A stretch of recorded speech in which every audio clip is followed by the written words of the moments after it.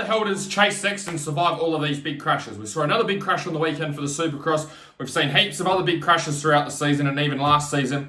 And he's still able to bounce back and get back up. And you have a look at other riders like Austin Forkner, and they have one crash and they're written off for the season, multiple seasons in a row.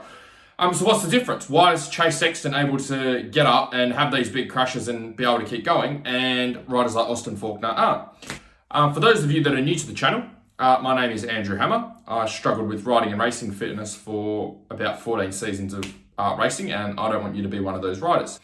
So I've got three thoughts on this.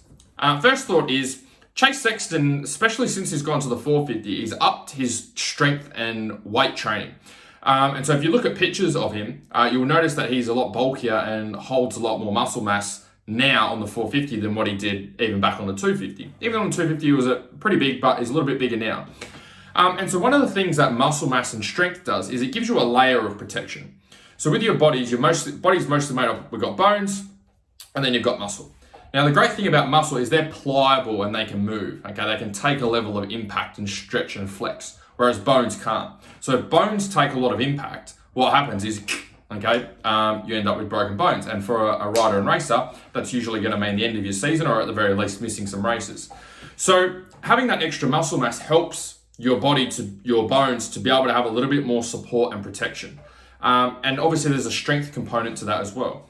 And that's the same for your joints. Your joints are able to have a lot more support. Your muscles are able to have a lot more support. So when you do hit the deck, you have a lot less chance of being injured. Doesn't mean that you're bulletproof. You still can get hurt, but the likelihood of you getting hurt or having an injury is greatly reduced because you've got more protection around your body. I'm yet to see any riders, like if I look at all the riders that have had constant injuries over the years or consistent injuries, they're not guys that have a lot of muscle mass. They're guys that are very lean, more on the skinnier side, very light. And although that may help them on the power to weight ratio side, if you're not out there riding and racing because you get hurt every time you come off, then it's not really going to be effective anyway.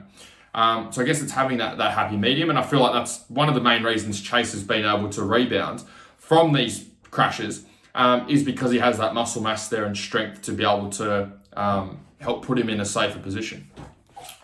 Second thing is flexibility. And I don't know specifics for Chase, but just in general, if you can improve your flexibility, you're going to have less chance of getting injured. So if I take my shoulder, for example, and my shoulder's only got this much range of motion, if there's any type of impact where I'm getting driven into the ground, then my shoulder's only going to be able to move this much. And if it's moved past that, then that's when it's going to be tearing, ripping, breaking things to be able to get back there.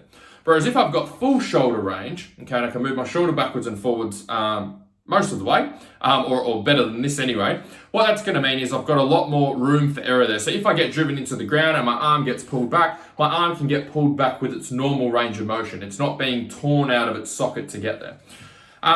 So flexibility is no doubt important, but I don't have too much info for you for Chase, and I don't know if it's something that he focuses on too much.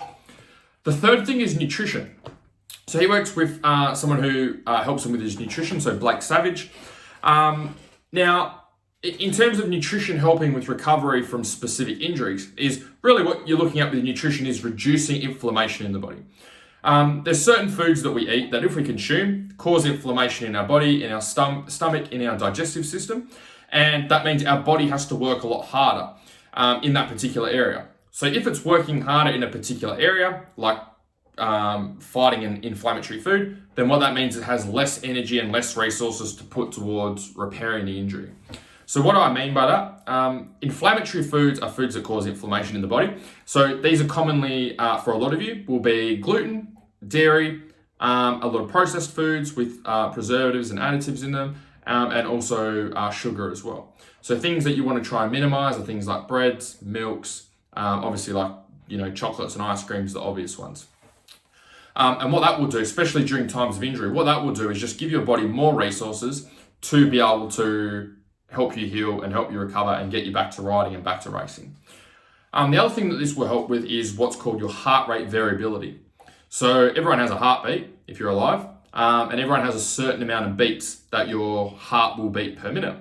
So when your heart is beating a certain amount of beats per minute, there's actually a certain gap between each heartbeat over that minute. So what I mean by that is if your heart rate is 50 beats per minute, the gap between each beat is actually not equal. It's actually all different between those 50 beats. Some are a little bit longer, some are a little bit shorter. So that's what heart rate variability measures.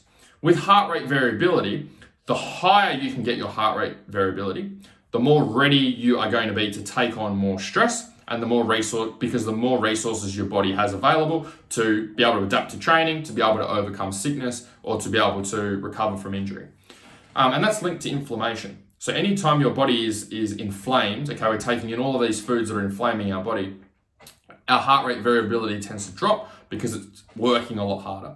So by reducing inflammatory foods, what we can do is help to make sure that we've got more resources available in our body, more energy available, which means you feel better, you operate better, you look better, but more importantly, it's going to help you to recover from injuries and get back to riding and racing. So no doubt for Chase, he has this area covered with his coach, which means that he's able to bounce back from these injuries and get back to riding, get back to racing, and get back up the front.